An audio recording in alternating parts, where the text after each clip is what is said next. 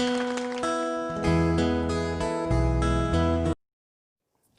friends, today we will be talking about Article 11, and that is teletransmitted and pre-advised credits and amendments of UCP 600.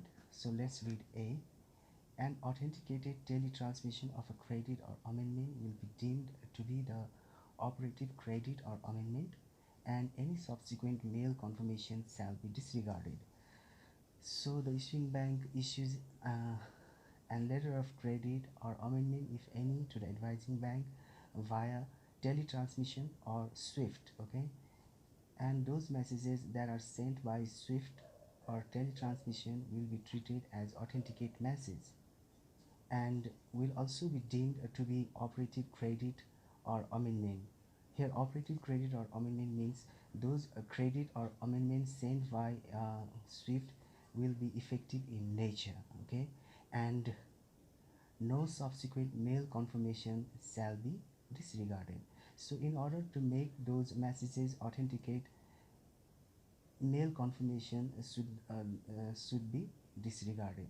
Here, mail confirmation means sending the messages via courier or post service. Okay, so let's read second paragraph of A. If a teletransmission states full details to follow or words of similar effect, or states that mail confirmation is to be the operative credit or amendment, then the teletransmission will not be deemed to be the operative credit or amendment. The issuing bank must issue the operative credit or amendment without delay.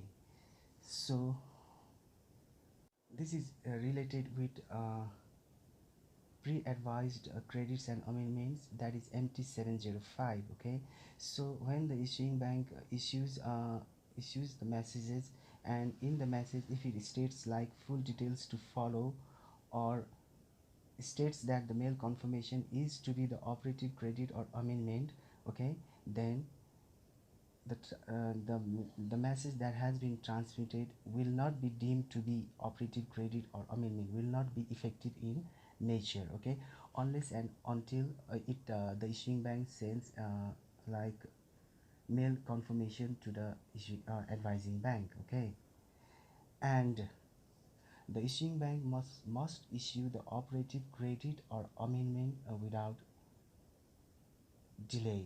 So what happened is, after usually this scenario exists when the applicant is in a hurry to issue an letter of credit to the beneficiary. Okay, and the issuing bank, if it has any, if it can't issues a LC at present, and because there may be certain terms and conditions of the credit that needs to be undergo by the bank, then the issuing bank can send MT 705 to the like advising bank and further to the beneficiary. And once the issuing bank sends MT 705, then it must issue like the operative credit or amendment without delay. Okay, so it should not linger for a long period of time.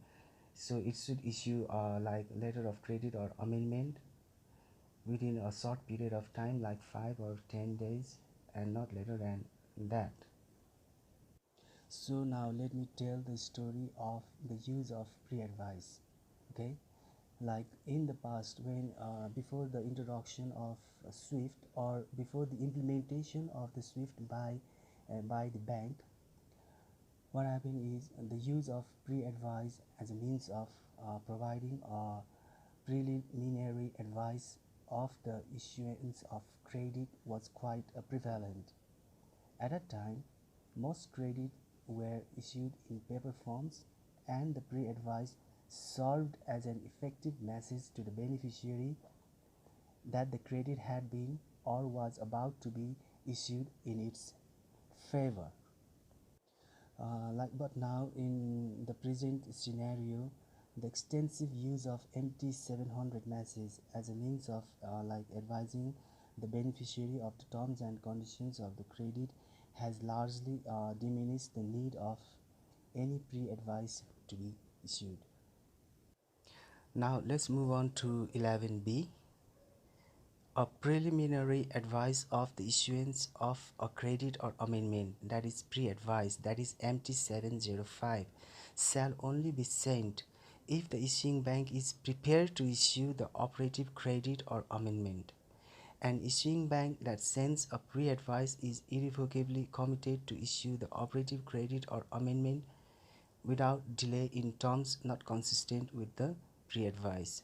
So as I mentioned before, like why MT 705 or pre-advice message is sent by the issuing bank to the advising bank, okay? And if the advising bank is prepared to issue a like final letter of credit or amendment to the advising bank, then it can issue a pre-advice, that is MT 705, okay? And after sending pre-advice message to the advising bank, that is MT 705, to the to the advising bank, the issuing bank must send like the final message to the advising bank, okay? That is operative credit or amendment. So that is like effective credit or amendment in nature, okay? And the final message that has been sent by the issuing bank to the advising bank should be consistent with the pre-advice that it has issued before. Like in 705, if the issuing bank mentions the description of goods like mangoes and apples, then in the operative credit or amendment, okay, it should mention the same description of goods. And the amount, if the amount is like USD 90,000, then the amount also should be consistent, plus other information should also be same, okay? And those messages should be sent at the earliest possible without any delay. So that is all about this article 11. Hope you like this video, and if you do have any comment, please write it down. Thank you.